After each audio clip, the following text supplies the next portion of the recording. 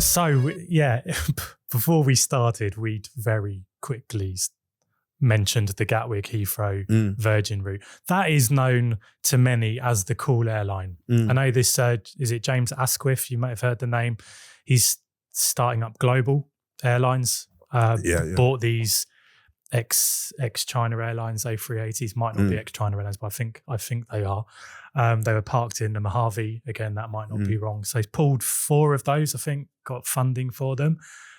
And his idea is to kind of, I guess, be like the new Virgin of like the cool airline. Ironically, the flight crew do have red suits too. Oh, do they? But that's what it, like, you've gone from the Twin Otter and the Dash 8 island hopping to what is considered the cool airline. Yeah, cool airline. And you're still with them? Yes, absolutely. Absolutely. And never wanted to change? No, 28 years, I've had an absolute brilliant time. I've flown, I've got, 16,000 hours in a 747. I've got, 3 or so thousand in the Dreamliner. So, I've flown sort of 2 of the coolest airplanes around. And the airline itself has been absolutely cool. It don't bother me. So I just get on and do what I need to do. That's it. They've retired their 400s. The 400s. For some reason, also, because I keep thinking about that, the gear that didn't deploy on the 747 that came into Gatwick. I was actually there watching it land.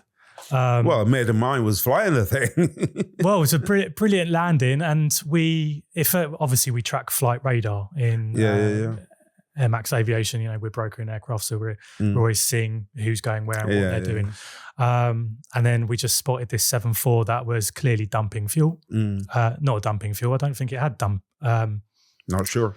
I think it did dump fuel, so it came back here. Or flying long enough to burn it off because it was heavy, right? And we saw the photos because some photographers had taken, or they'd done a low pass. That was it. They'd done a low pass so that see whether ATC could assess whether the landing gear, what the problem was. Someone had taken a photo which was tweeted, and that went back to Virgin so they could. Yeah, I mean, you'll know the problem better than me. I'm trying to explain it. Well, the gear don't come down. You try everything you can. And the 747 has got 18 gears. So, you're just basically going to land on what you've got. Now, the issue with that is whether the aircraft can tip one side or the other. Because it was a right. Whatever gear, it probably could go one side or the other. So that's the only issue with it, is whether the aircraft is going to roll over on the side. But 747 is so robust. That thing, you would have to do a lot to be in a situation where that thing is you're not gonna be able to land it. That's how robust the thing is. Didn't they get everyone to? I'm trying to think whether this is going to be stupid what I said. Did they get everyone to move, if there were available seats, to move onto the side of the aircraft to trim it? I'm not sure. I don't know if you trim laterally. You trim obviously backwards and forward. I think one of the issues was whether the aircraft would roll on it on the side, and then of course they wanted it at Gatwick where there's a lot of space to one side of the aircraft. But, I think those are just minor considerations that people go through when they have these massive incidents, Yeah. I mean, like you said, the harsh reality is there's someone behind the scenes planning the best approach and the what ifs. I mean, if we roll, unfortunately, we've seen December was a horrible month. The captain on it did an amazing job. Oh, yeah, absolutely. I saw that thing coming. It was a beautiful landing. I'm sure the people that were delayed because of it at Gatwick weren't too happy. or in Vegas. Or in Vegas, where they never got there, did they? Yeah, they would have in the end. But you'd want to be there on time. There's also a mention on the back of the book about brain surgery. Yes. That's sort of as you could tell, my life has been a roller coaster. It's been a sine wave. I've had incredible highs, getting into Common Mare, for instance. leaving Barbados to go to school in England, selected for England. Of course, I've had incredible lows, where I was in a body cast for 6 months, from my neck down to my private parts, 3 lots of major surgery. And so it's been a serious sine wave, my life. Anyway, I'm now 9 years in command of a 747 at this particular time. I'm flying back from Barbados, by the way. And couple of mates, cricketers, friends of mine, ex-cricketer friends of mine, are sitting down the back. They sent me a little note saying, Ricky, we're sitting in 47F. A, can you get us further up the bus? And B, can we see the flight deck?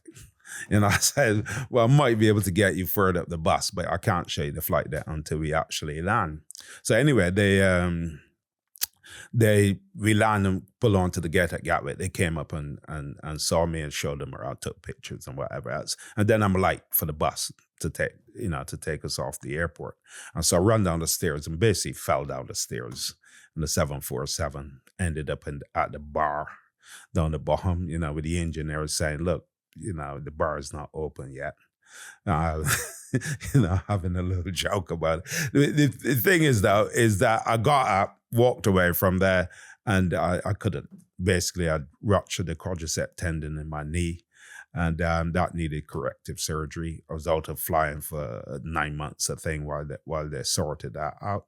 And then I came back, actually flew the 74 for a year or something after that. And then I swapped on to the 787, started flying the Dreamliner. And then I started to get headaches and all kinds of things, really weird things. And which I didn't connect. I assume it's me, because I was studying for masters at the time as well. So I was assuming that it's me burning the candle at both ends. Anyway, I'm coming back from LA in the Dreamliner. I go into the bunk to have a sleep and wake up basically paralyzed down one side of my body. So my hands are not working. One of my eyes is going a bit funny. And basically we had to declare an emergency and ask for a quick landing at Heathrow. We landed, took me to hospital, Hillingdon Hospital, 15 minutes away. And I get there and basically they diagnosed that I have something called a subdural hematoma. You're going to have to go into detail. Yeah, subdural hematoma, basically a bleed on the brain. And this is something that kills fairly 80% of people that have this thing. So, Michael Schumacher had a subdural hematoma. Gary Rhodes, Miranda Richardson. There's a few people that's had this thing that usually kills you. Anyway, they said, look, and now as a cricketer, a hematoma does not instill any fear. I've got one on my nail now. It's a hematoma. I used to get it in my big toe every summer because I'd stump it in the shoe. So when they said, oh, it's a hematoma, having thought that I had a stroke or that I had brain cancer or, something serious before, I thought, is that what it is? And I said to the doctor that walked in and said to me, right, you got this hematoma. I said, right, I'll go home, have something to eat, because I'm knackered. And I come back and he could deal with it tomorrow. And he says, you ain't going away. You're very lucky you're not dead already. Then I thought, okay. So anyway, they did emergency surgery that same night and drained the bleed, which you could see the scar on my head as you look. Yeah, okay. Basically, they open the flap of your side of your head and they drain the blood out. So that was the first one. I went home, finished my thesis, submitted it. Wow. and then I started to have headaches again. And I booked a Uber, basically. This is weird. I booked a Uber, went back to St. Mary's Hospital, said, look, I don't feel right. And they said, okay, we'll do another scan. They did a scan, bleed is back. So that's the second bleed. Drained it again, opened the flap again, drained it, and off I went. A few days later, I'm lying in my bedroom and I saw the paramedics out looking at my eyes, and I evacuated back to hospital. And apparently I'd started to talk gibberish and whatever. And they found out that the bleed was back a third time. Yeah. So then they took me to the hospital, and then I started to have seizures, which is why I'm not actually flying right now, because they have to make sure that once you have seizures, you're not going to have them again. Yeah. And the only way they can do that is by time. So anyway, I turned it back at St. Mary's for the third time. And they checked, bleed is back again. And they managed to drain it. I walked into toilet at St. Mary's, and this is harrowing. You'll read this in the book. I walked in. My mom was coming up to see me on the 22nd of January, 2019. I walked into the toilet, locked the door, turned the shower on, and this seizure of all seizures started in the thing. I'm lying on the floor in the bathroom with this seizure going. I could hear people coming to the door and going. I could hear people knocking and going. And you can't call for attention. And I'm having a seizure on the floor. I could hear them, but I can't do anything about it. And I've managed to bring my way to the door. And that seizure went on for an hour and a half. And the only way that they could stop that seizure was by inducing a coma. And I was in a coma for 4 days. Shocking, that. While they sorted out, they found they eventually they thought there's something more major here than we think. It's not just a bleed. It's just not a bleed that's just coming back.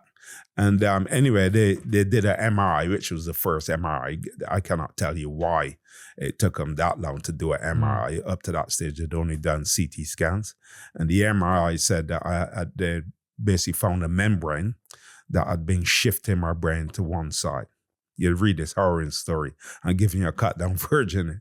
It was shifting my brain to one side.